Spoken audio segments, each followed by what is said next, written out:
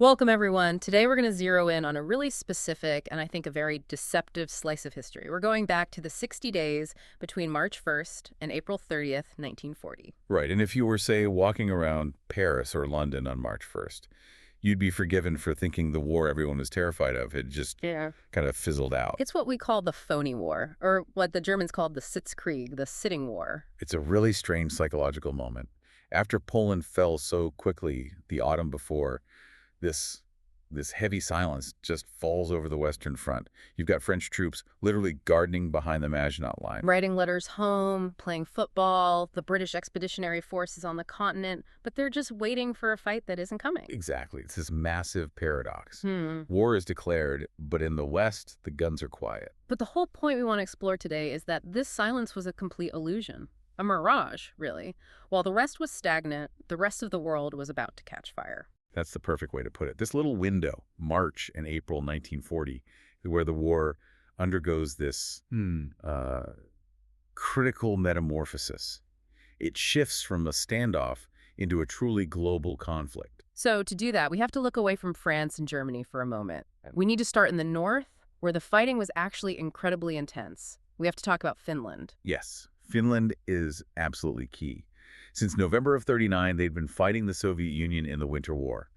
And, the story up to this point had been this incredible tale of the underdog, The small Finnish army on skis holding off the Soviet giant. inflicting just massive casualties on the Red Army. Yeah. But by March 1st, 1940, the map was catching up with them. You can have all the grid in the world, but the Soviets had almost limitless men and artillery. And their main defense, the Mannerheim line, was starting to crumble under that sheer weight. They were running out of everything: ammunition, soldiers, energy. And that brings us to a really crucial date, March 12th, 1940. The signing of the Moscow Peace Treaty. Right. And on one hand, you could say Finland won. They kept their independence, which was a huge moral victory. But the terms of that treaty, they were brutal. It was an amputation.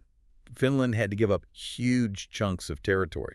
We're talking about the entire Karelian Isthmus, their second largest city, Viipuri, just gone. It was something like 9% of their landmass, but economically it was even worse, wasn't it? Oh, much worse. They lost something like 20% of their industrial capacity. And the human cost. Over 400,000 people from those areas just packed up and left. They refused to live under Soviet rule. So the fighting in Finland stops, the guns go quiet there. But as that tragedy is ending, another, much darker and more secret one, is just beginning inside the Soviet Union. This is one of the most chilling events of the entire war, and it happens right in our time frame. While the world is looking at maps of Finland, the Soviet secret police, the NKVD, are making other plans. We're talking about the order given on March 5th, 1940. Yes. On March 5th, Lavrenti Beria, who's the head of the NKVD, sends a note to Stalin about the Polish prisoners of war they'd captured in '39. He doesn't say they've committed new crimes. He just says they are, and this is a quote, inveterate enemies of the Soviet authority. And on that basis alone, he proposes executing them. And Stalin signs the order. So throughout April 1940, the NKVD begins systematically taking these men out into the KD forest and other sites and executing them. It's so important to understand who these men were. They weren't just career soldiers. No, not at all. The Polish army used a lot of reservists, so these were the nation's elite. They were doctors, lawyers, professors, engineers. A deliberate decapitation of Polish society. Precisely. To eliminate anyone who could lead a future independent Poland. We're talking about 22,000 people, murdered in secret. And for decades, the Soviets blamed it on the Nazis. A crime and a cover-up.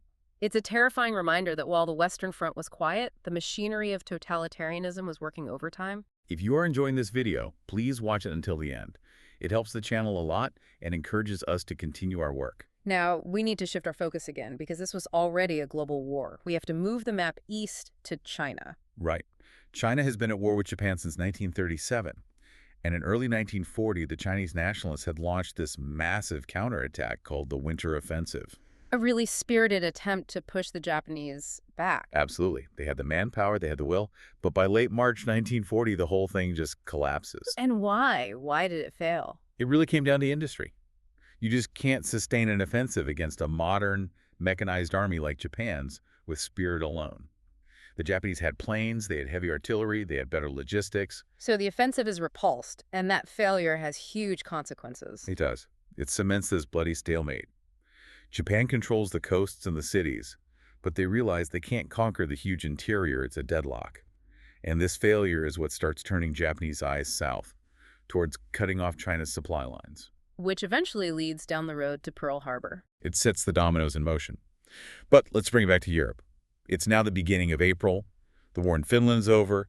The massacre in Katyń is underway. There's a stalemate in China. And the West is still waiting. Until April 9th, 1940. This is the day the Phoney War ends for good. Operation Weserübung. The German invasion of Denmark and Norway. And this was a complete shock to the Allies. A total shock in terms of the speed and the scale. Let's just look at Denmark first. It might be the shortest military campaign in history. Over before breakfast, literally. German troops crossed the border at 4 or 5 a.m. in the morning. By 8:34, the Danish government had surrendered. It took about 4 hours. I saw that resistance was futile. Exactly. They accepted German protection to avoid having Copenhagen bombed to rubble. But Norway was a very different story. Norway decided to fight. They did. When the German fleet tried to sail right into Oslo, the Norwegians at an old coastal fortress, Oscarsborg, opened fire. And they sank the German heavy cruiser Blücher. A huge moment. Sinking that ship killed hundreds of German troops, but crucially, it blocked the fjord. It delayed the capture of Oslo by a day. And that delay was everything. It was vital. It gave the Norwegian king and the government just enough time to flee the capital with the country's gold reserves.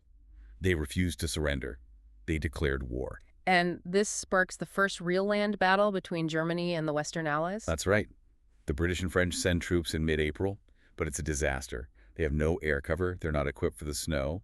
The Luftwaffe just pounds them until they're forced to evacuate. We also have to mention the name that became synonymous with treason here. Vidkun Quisling. A name that literally became a word for traitor.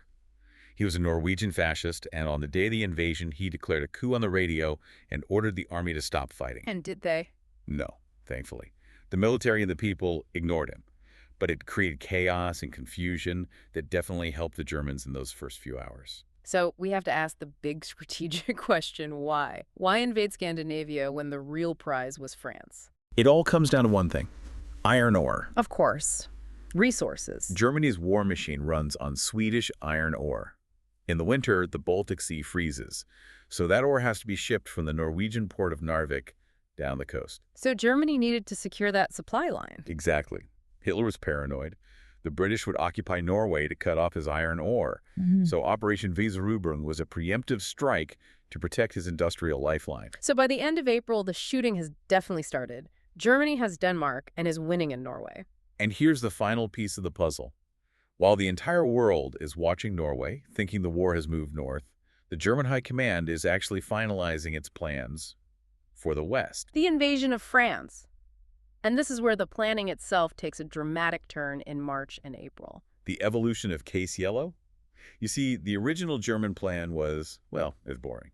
It was basically a repeat of the Schlieffen Plan from World War I. The big sweep through northern Belgium, the move everyone expected. Right. And the Allies knew it. They moved their best, most modern armies right up to the Belgian border, waiting for that exact attack. But then a German plane crashed in Belgium in January, and the plans fell into Allied hands. That accident forced them to rethink everything. And it created an opening for a radical, much riskier idea from a general named Erich von Manstein. And what was his idea? Manstein's plan was brilliant. He said, let the Allies think we're attacking through Belgium. Let them rush all their best troops north into the trap. And while they're doing that, We launched the real main attack through the Ardennes forest. the Ardennes. Now, I have to understand, the French High Command considered the Ardennes to be completely impassable for tanks. They thought the dense forests and narrow roads were a natural wall, so they barely defended that part of the front. They left it guarded by, second-rate reservist troops. So the trap is being set. And over March and April, Hitler becomes fascinated by the sheer audacity of Manstein's plan. He approves it. So as April ends, the panzers are quietly moved into position, ready for this sickle cut straight through to the sea. To cut the Allied armies in two. To encircle and destroy the best of the British and French forces in Belgium, it's an incredible gamble. So as April 30th rolls around, the German war machine is coiled like a spring, ready to strike where the Allies least expect it. It's just breathtaking when you recap it. In 60 days, we go from an illusion of peace to Finland losing territory, the Polish elite being murdered, a stalemate in China, and Scandinavia falling under the Nazi boot. The Phoney War was never phony at all. It was the calm before the storm. The calm before the tsunami. And the stage is now fully set for the fall of Western Europe. If you enjoyed the video, please subscribe to the channel, activate the notification bell to be notified about new videos, click the like button, and share the video with our colleagues as this helps us maintain the channel. Thank you.